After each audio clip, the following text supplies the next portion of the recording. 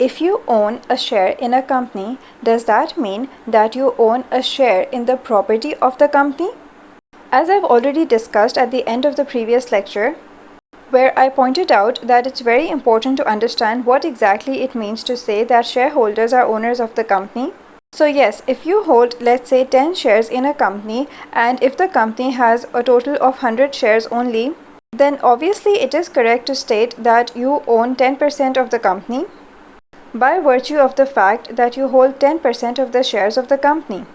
However, the important point and the key point here is that a share is not in any way at all a representation of the fractional value of the company's property. So let me explain that. So just because you hold 10% of the shares of the company does not mean that you have an interest up to 10% in the company's property.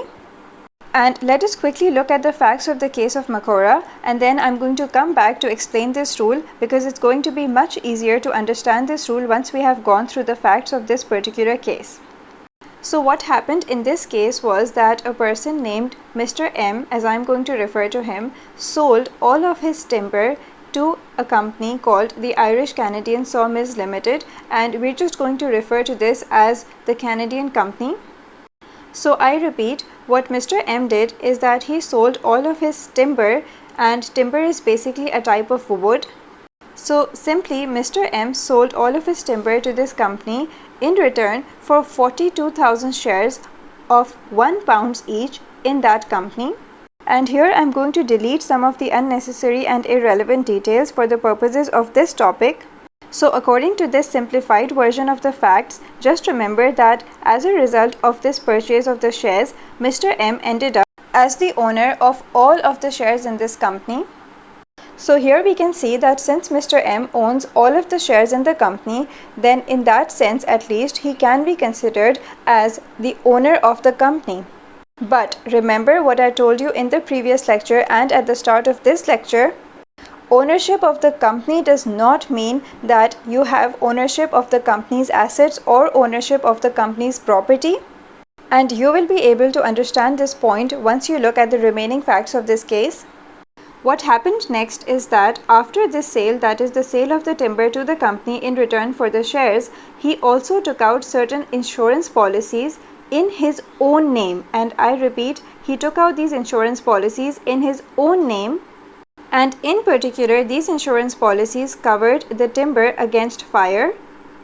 Now the interesting part is that even after the sale of the timber had taken place and even after Mr. M had been transferred the shares in the company in return for the sale of this timber, but even after this transaction, the timber continued to be stored on Mr. M's own estate, that is Mr. M's lands. Okay, so now the timber that is stored on Mr. M's estate has already been insured in Mr. M's own name, despite the fact that the timber has actually been transferred to the company. So the timber is now the company's property and not Mr. M's property anymore. It's just that since Mr. M was the owner of all of the shares in the company, so it perhaps seemed okay that the timber continued to be stored on his land, despite the fact that the timber was actually now the property of the company. Okay, so just 2 weeks after the insurance policies had been bought by Mr. M, a fire destroyed all of the timber on Mr. M's estate. Now, obviously, Mr. M tried to claim under the insurance policy, and obviously the insurance company refused to pay, and they argued essentially that Mr. M had no insurable interest in the timber because after obviously they investigated, they found out that the true owner of the timber was the company and not Mr. M, and it just happened that the timber was stored on Mr. M's lands, but Mr. M was no longer the true owner of the timber. And obviously, in order to have an insurable interest in certain property, you have to be the owner of that property. So on this basis, the insurance company argued that since Mr. M no longer had any insurable interest in the timber, since the timber obviously belonged to the company now and no longer to Mr. M, so the claim of Mr. M that he should be paid under the insurance policy failed. So in this particular case, the court decided that the timber belonged to the company and not Mr. M, and Mr. M even though he owned all of the shares in the company, had no insurable interest in the property of the company, right? So basically the timber was the company's property now and not Mr. M's property. So regardless of the fact that Mr. M now owned all of the shares in the company, it did not mean that he automatically had acquired any interest in the property of the company. So just focus on the transaction that initially took place. The company got the timber, and in return for the timber, the company has issued the shares to Mr. M. Or to put it another way, Mr. M gave the timber to the company in return for getting the shares of the company. Obviously, one related issue is that the insurance company should obviously have refused to insure the property since the property was no longer Mr. M's property, and they should have carried out the relevant investigations at the right time. But this is a separate issue altogether, which is not the subject of this particular topic that we are studying right now. The point is that the court decided that Mr. M had no legal relationship to the assets of the company, even though he owned all of the shares in the company, but his relationship was merely to the company and not to the company's property. Okay, so the key take-home message from this case is that just as corporate personality facilitates limited liability for the shareholders because they have their debts belong to the corporation, that is to the company, and not to themselves, that is they are as members not liable for the debts of the company. But at the same time, it also means that the company's assets belong to the company itself and not to the shareholders or members.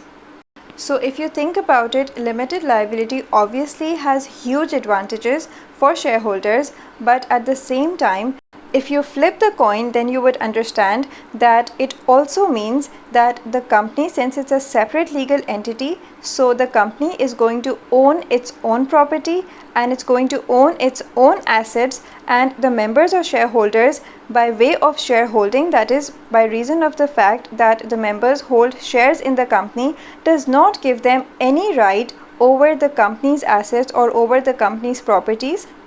So you can say that corporate personality can be seen as a double-edged sword, because on the one hand it protects the shareholders through the concept of limited liability, but on the other hand shareholders cannot automatically claim any ownership over the assets or the property of the company. And I think this is fair enough, because when it comes to paying any debts, then the shareholders say that we are not going to pay anything out of our pockets because our property is ours.